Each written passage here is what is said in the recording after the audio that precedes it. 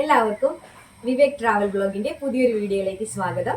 ഇന്നത്തെ നമ്മുടെ താരം എന്ന് പറയുന്നത് ആരാണെന്ന് അറിയാമോ? നമ്മളെ ഈ പൈനാപ്പിൾ ആണ്. പൈനാപ്പിൾ കൊണ്ട് നമ്മളൊരു മധുരക്കറിയാണ് ഇന്ന് വെക്കാൻ പോകുന്നത്. അപ്പൊ എല്ലാവർക്കും നമുക്ക് മധുരക്കറി ഉണ്ടാക്കുന്നത് എങ്ങനെയാണെന്ന് നോക്കാം. ഈ തേങ്ങ നമ്മളൊന്ന് വറുത്തെടുക്കണം ആദ്യം. പിന്നെ നമ്മൾ പൈനാപ്പിൾ ചെറുതായിട്ട് ചോപ്പ് ചെയ്തിട്ടുണ്ട്. പിന്നെ അതേ ശർക്കര ഉരുക്കി പാനിയാക്കി എടുത്തിട്ടുണ്ട്. പിന്നെ ഈ മുന്തിരി നമ്മൾ ഏറ്റവും ലാസ്റ്റ് ചേർക്കുവാണ്. അപ്പൊ നമുക്ക് ആദ്യം ഈ തേങ്ങ വറുത്തെടുക്കാം.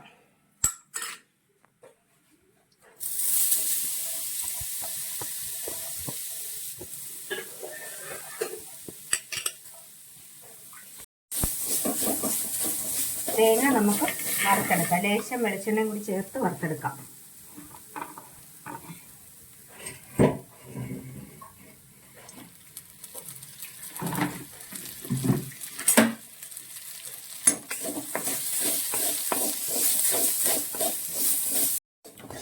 നമ്മുടെ തേങ്ങ നമ്മൾ നന്നായിട്ട് മൂപ്പിച്ചെടുത്തിട്ടുണ്ട്.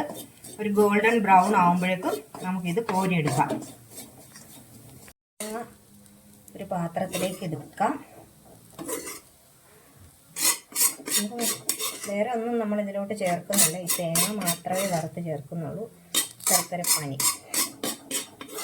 ഇതിലോട്ട് തന്നെ പൈനാപ്പിളും കൂടി വേവിച്ചെടുക്കാൻ പോവുകയാണ്. പൈനാപ്പിൾ ഒന്നെങ്കിൽ നമുക്ക് വലിയ പീസാക്കി കുക്കറിലിട്ട് വേവിച്ചെടുക്കാം, അല്ലെങ്കിൽ നമുക്കിതുപോലെ എണ്ണയിൽ ചെറിയതായിട്ട് ചോപ്പ് ചെയ്ത് എണ്ണയിൽ വഴറ്റിയെടുക്കാം.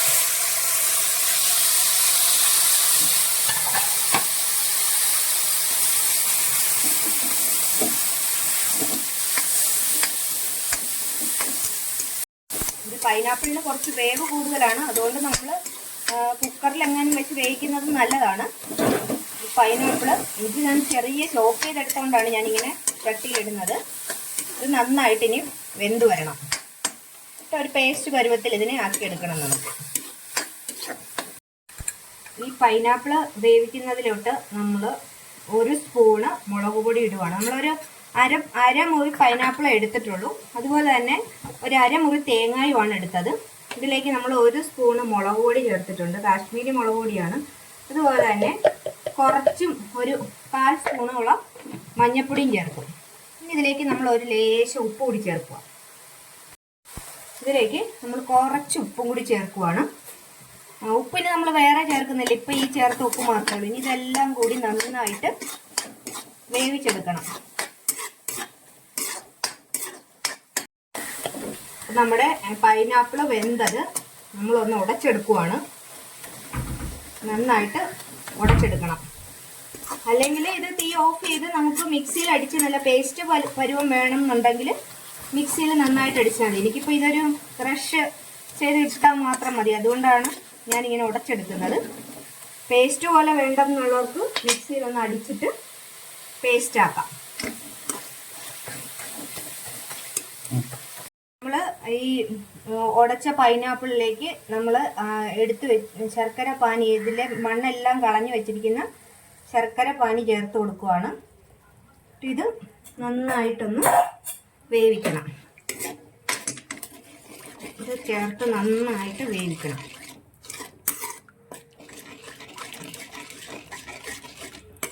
പാനി ഒഴിച്ച് ഇനി നന്നായിട്ട് തിളച്ചിത് പറ്റണം. തിളച്ചിത് ഈ പൈനാപ്പിളും ഇതും കൂടി ശർക്കര പാനിയും കൂടി നന്നായിട്ട് തിളച്ച് പറ്റണം.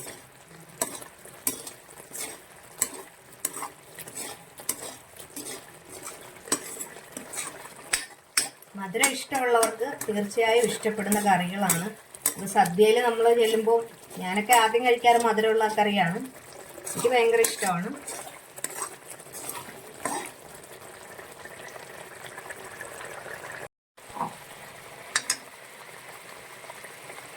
ഇപ്പം നമ്മുടെ ശർക്കര പാനി വറ്റി വരുന്നുണ്ട്. ഇപ്പോൾ ഈ സമയത്ത് നമ്മൾ വറുത്ത് വെച്ചിരിക്കുന്ന തേങ്ങ കൂടി ഇതിലേക്ക് ചേർത്ത് കൊടുക്കാം.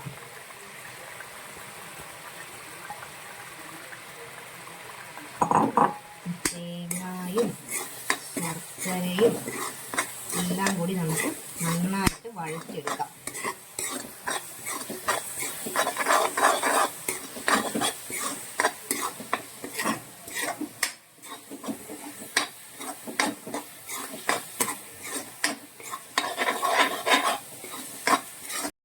നമ്മുടെ പച്ചടി റെഡി ആയിട്ടുണ്ട്. മധുരക്കറി, പച്ചടിയല്ല മധുരക്കറി. അപ്പോൾ അതിലേക്ക് നമുക്ക് ഇനി നമ്മൾ തീ ഓഫ് ചെയ്തതിന് ശേഷം നമുക്ക് ഈ മുന്തിരി വേകേണ്ട കാര്യമില്ല. നമ്മൾ ഈ മുന്തിരി ചേർക്കുവാണ് തീ ഓഫ് ചെയ്തിട്ട്. അപ്പോൾ നമ്മുടെ മുന്തിരിങ്ങായും കൂടി ചേർത്ത് നമ്മൾ ഇനി ഇതിൽ വറവൽ വെക്കേണ്ടവർക്ക് വറവൽ വെക്കാം, അല്ലെങ്കിൽ കടുക് താളിച്ചില്ലെങ്കിലും കുഴപ്പമില്ല. ഇതുപോലെ തന്നെ എടുക്കാനായിട്ട് നല്ല ടേസ്റ്റാണ് കേട്ടോ. നമ്മുടെ നല്ല കാണുമ്പോൾ തന്നെ നമുക്ക് കഴിക്കാൻ തോന്നും.